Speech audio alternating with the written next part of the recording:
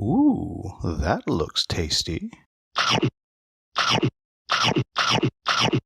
Welcome, folks, to The Hungry Gamers, back with another episode of the Monthly Menu. And a little bit late, and just for your knowledge, this is covering the time from all of December through January 15th, so about 6 weeks.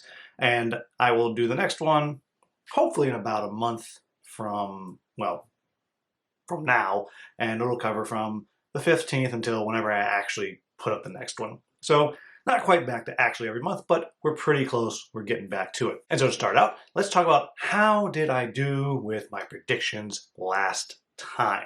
There was a bunch of games I said I really wanted to play. How did I do? So I'll start out with my Game of the Year nominees. There were 6 of them, and I said I wanted to play through all those. Yes, I did. I did that. I played through all of them. I played through them in a digital form. I played them in physical form and was able to finally pick my winner. And you can go kind of check that out. And there's a link down in the description if you want to go check that out. Now, the next one that I said I really, really wanted to play was Rise of Tribes. And no. And I didn't get to do it because Streamline Matt actually was coming down over Christmas time around there, and we were going to play a whole bunch of games, but sadly I got sick and just didn't get to do much of anything. So did not get Rise of Tribes. I'm still hoping to get that to the table. When? I don't know. Maybe this coming month, but I'm not going to predict it because I really want to play this with Streamline Matt, so we'll see if that actually happens. Next one I said I really wanted to play was Madara.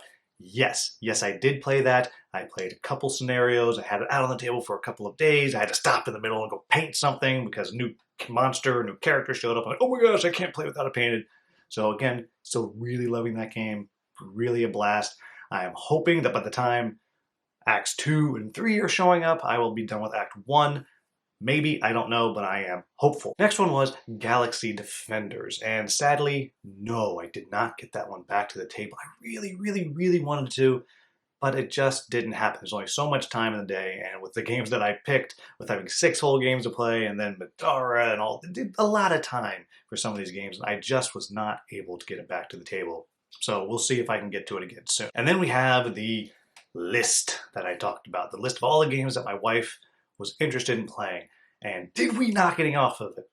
Yes, we only got one, but we did knock one off. I got to get Heroes of Tennefer back to the table again, which was one of my top games of the year from the previous year. Still really like the game. We had a blast. We'd go through, and it's just such a good deck builder adventure style game. And I really, really like it a lot. Was glad to get that one back to the table. What were my most played games over the past 6 weeks or so?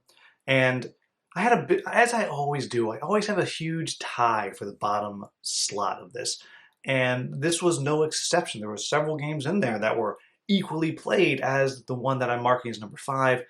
And so what I decided to do was I looked at it, I was like, okay, which one of these did I spend the most hours with? In those same number of plays, which one actually took up more time? Will I always make the ruling like that? Probably not, but that felt right to me today as I was sitting down to record this one. So number 5 is Battleground Fantasy Warfare. Now, this is the Men of Hawkshold, their first remade army that they have here. And this is, I've actually played a little bit of this. Mostly it's not what I played with. Mostly I played with the 3 new armies that they're bringing to Kickstarter in just about a month or so. It's the Orcs and the Goblins, the Dwarves, and the Undead. And I got to spend, well, a lot of time playing those because I had them. I'm doing a preview with it. I actually don't have those boxes anymore. I just returned those to the designer. But I was able to play through those, really sink in deep, check them out. I was able to actually do a couple of games where it was 2 armies on either side of the table, these huge battles, and just really had a great time. As I've said many times before, if you're this type of person who likes rank and file miniatures combat games, I mean, like you are measuring stuff, this is a fantastic system. Definitely check it out. Anyhow, Battleground Fantasy Warfare is the number 5. Number 4 is one I don't actually have the box for with me right now, but that is Merchants of the Dark Road. And this is a cool Euro-style game that has rondels on top of rondels on top of rondels with mostly really, really cool art. And it's just a fun theme. It's got a solid solo with it. And this was one that I backed on Kickstarter, and I was able to pick up my Kickstarter from PAX when I was there. And I just have the retail version. The deluxe version is just crazy awesome. But so I did get to check that out. I played that a lot. I have a video up. You can check that out as well. A very cool Euro game. If the elements that it has in there, a lot of chaos to it with your rolling dice and things like that. If you're into that, definitely a very cool game. Now, number 3 on my list is Folklore: The Affliction. So this is an interesting story to me. I had actually put in a request to cover this game a long time ago, and it just was finally sent, and I was just shocked that it was on its way, and I was really pleased that it showed up, because this is one that people love, this game. Anytime I'm debating getting a new Dungeon Crawl, someone's like, oh, you have Folklore, you have Folklore. And I've never pulled the trigger because I just wasn't sure if that is what I was looking for, because it's you're rolling D100 for hitting, and there's a lot of details you're tracking here and there. And so I wasn't quite sure if it's what I was looking for or not. And boy, am I glad that I have it. Now I got a lot more to play before I can make my video. It's very, very unique feeling. It's a small footprint, which really surprised me, at least so far. Maybe it gets to where they have bigger and bigger boards. But like I said, I'm still in the early phases. I've played through 4 or 5 of the missions so far, and just slowly working through it. But I enjoyed it enough that I went ahead and went out and bought the Fall of the Spire expansion. 1, because there's some more stories, that'll be great. But 2, because it has a update to the combat system, which everyone says is just the way to go. So I played through several games like, you know what? I'm kind of digging this. I hear that this expansions really add something great. So let me order that. So I put it all away. I waited for it. It finally arrived, and I just haven't been able to get it back out because I have to go through and learn these new rules and details, come back into Folklore. But I am pumped to get back to this. It is fun, good story, kind of this dark gothic thing, and it feels crunchy in a way that I am enjoying. There's not as much stuff to track as I thought there was going to be. So that is Folklore: The Affliction. Now, number 2 is one that I'll be coming out with a video review of before too long, and that is Studies in Sorcery. Studies in Sorcery from Weird Giraffe Games. And this is one that I played at PAX. I met Carla from Weird Giraffe right before the thing we were talking about, and she had asked us, oh, are you interested in covering this? I said, I don't know. I'll come back towards the end of the convention because, well, if she sold out, I didn't want to be taking one from her. But I came back the last day of the convention, and I sat down, I did a demo. It was a great demo, the best demo I've ever had. Man, I was like, this game is great. And I went to Carla after, I was like, do you still have a copy for me, maybe? And she was like, absolutely, because she's awesome like that. And this is a game that, I don't want to ruin my review here, but it's got some push your luck and kind of a little bit of tableau building and some resource management, and it's just fast and easy to learn. It's quick. It does some really cool stuff with the phases of the moon as you are this student at a sorcery academy trying to finish up, and it's just light and fun, and it's a lovely, lovely game. Right now I'm going back and forth like, ooh, there's a mini expansion. I think I should get it. But no, I don't need it. I haven't exhausted everything. Ooh, but there's a mini expansion. Maybe I should get that. So, like, I'm really, really in there thinking about it. Because the thing about me is, when I do a Kickstarter, I almost always, I'll get the expansions. Just always because I know I'm going to want it because it's the best thing ever. But when I get a base game, I am very choosy about, do I get an expansion for it? Is this something that I really am going to play all of that stuff? Because we all have been there where you get a Kickstarter, you get all this stuff, and then you never actually play all the stuff. But Studies in Sorcery, I'm thinking about it. I'm thinking real hard about it because it is a fun, light, quick game that I have enjoyed and my wife has enjoyed. So number 2, Studies in Sorcery, which brings me to number 1. And before I tell you my number 1, this is a 100% a shout out to Corey Thompson of Dice Tower Now, who I got to hang out with a few weeks ago, and he was having people over for a con at his home, and I was there first before anybody else, and we played this. And I must have asked to bring it back to the table 3 or 4 times that weekend, and it's just awesome. Before I left, I hadn't even left the thing. I had ordered a copy for myself to be here waiting for me when I got home, and that is the game Face to Face from Pandasaurus. Now, this is obviously a tiny, tiny little thing. It's only for 2 players. And this is a game where you're literally just trying to get rid of your deck. And you have one pile that counts from 1 up to 60, another pile that goes from 60 down to 1. And you're trying to put your cards out. in order. You have to go in order. And at the same time, you can put cards on the other player's stacks, but you can only put a card on the other player's stacks if it helps them. So if you're 60 down to one side is at 20, I couldn't put a 19 there. That makes it harder for them, but I could put a 30 there or a 20 there, or whatever it might be. Or I guess a 21. I think it's a 20. I don't know. I don't know what I say, but you get the idea. And if you help them, you get to draw all the way back up to 6 cards on your own stack. If you don't help them, you only get to draw 2 cards. So what's going on here is it behooves you to help the other player, because that's going to let you burn through your deck faster and give you more options. Awesome game. I love it.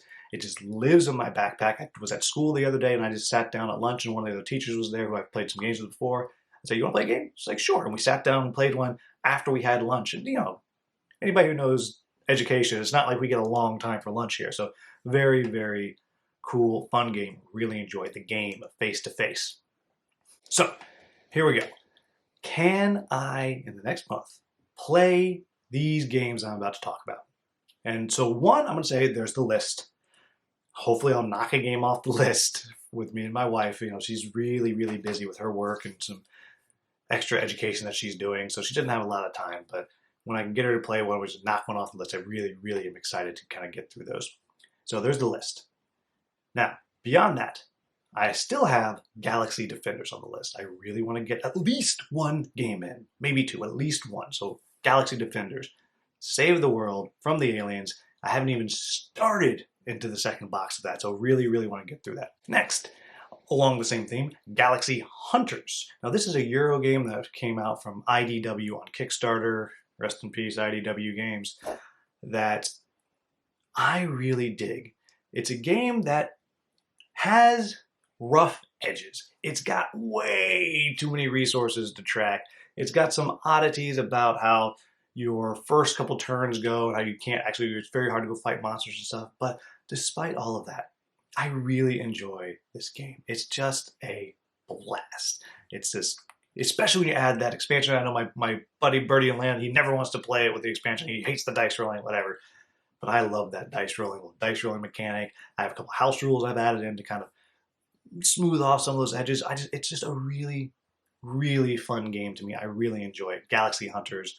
Really hoping to get that to the table. The next one is one that I just picked up a copy of. And it's one that I hadn't gotten a copy of for a very long time because I'd heard that the theme sounds very cool, but it's just non-existent. And so I'd avoided it. But a friend of mine, actually Streamline Matt, had mentioned that he was interested in playing it and maybe picking up some new content for it. And so I thought, well, all right, well, let me look at it. And I had a whole bunch of games that I wasn't playing anymore. And that, people weren't buying. And I wasn't trying very hard. And so what I did was I went to Noble Knight Games, and they're a online game company, and they'll buy used games from you, and you don't get a lot of money for it. Maybe you get a quarter to 50% of what, they're going to be able to sell it for. But hey, it's a company, it's easy. So I said, here, boom, just sent them all in, and I turned it into Vindication. Now, this is one that has a really cool theme, but everything I've heard is that this idea that you don't actually feel like you are vindicating yourself. You're this horrible person. You're going to vindicate yourself on this new island. But the mechanics of the game, everyone says, are just so much fun. So I bit the bullet. I got it. It's here. I'm really excited to play it. So I'm hoping I get to that this next month. I don't know much about it, but I'm really, really looking forward to it. Next one is one that I brought home with me from PAX. The people at CGE were kind enough, thank you Tony and Nathan, to send me home with one of their Ding and Dent copies. And that is Lost Ruins of Arnak. I know, I'm the guy who hasn't ever played it before. And now they have this amazing expansion out. But everyone just talks about how great it is. And I gotta know. And so I got it. It's sitting up there. I'm just super excited to actually get it to the table. So Lost Ruins of Arnak. And then finally, the last one on my list is one that's made this list many times before as a game that I played a lot. And that is Theurgy. Again, it's one of the games that I'm most excited to get my Kickstarter copy of. And I love the game. I did how to play on the game. I did a playthrough video. I've done 3 previews because I did it once. before the first campaign didn't work out, and then I did another one, and then I got more information, and so I redid it again, and blah, blah, blah, blah, blah.